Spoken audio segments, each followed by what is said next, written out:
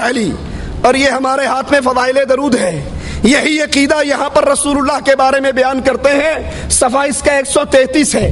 کہتے ہیں رہا جمال پہ تیرے حجاب بشریت. انا للہ و انا الیہ راجعون. اے رسول صلی اللہ علیہ وسلم، آپ بشر بن کر آئے تو حقیقت کیا تھا؟ رہا جمال پہ تیرے حجاب بشریت، نہ جانا کون ہے کچھ بھی کسی نے جز ستار. اللہ عز و جل کے علاوہ تجھے کوئی نہ پہچان سکا. تو بظاہر تو انسان کے روپ میں آیا، لیکن تو انسان نہیں تھا، تو اسی کے نور کا ٹکڑا تھا.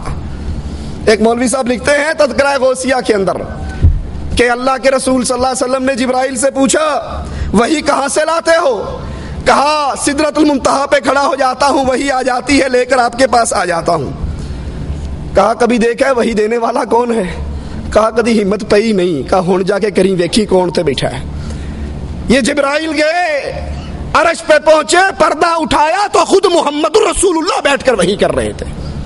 رہا جمال پہ. مولوی زکریا صاحب فضائل درود صفحہ 133 کتب خانہ فیضی. رہا جمال پہ حجاب بشریت. اے نبی آپ بشریت کے پردے میں آئے لیکن بشر نہیں تھے. یہ صفحہ 223 ہے فضائل حج کا. کہتے ہیں پیر جنید بغدادی بیت اللہ کا طواف کر رہے تھے.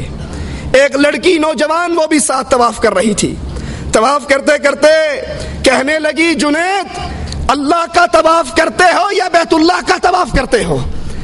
کہنے لگے نہیں میں تو بیت اللہ کا طواف کرتا ہوں.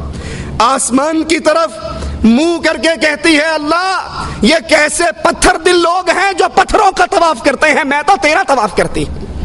یہ بیت اللہ بھی اللہ ہے، یہ گندگی میں بھی اللہ کا نور ہے، محمد بھی اللہ ہے. اور مولوی زکریا کہتا ہے جو تو ہے وہ میں ہوں، جو میں ہوں وہ تو ہے. یہ عقیدہ وحدت الوجود کا عقیدہ کفر کا عقیدہ ہے، شرک کا عقیدہ ہے.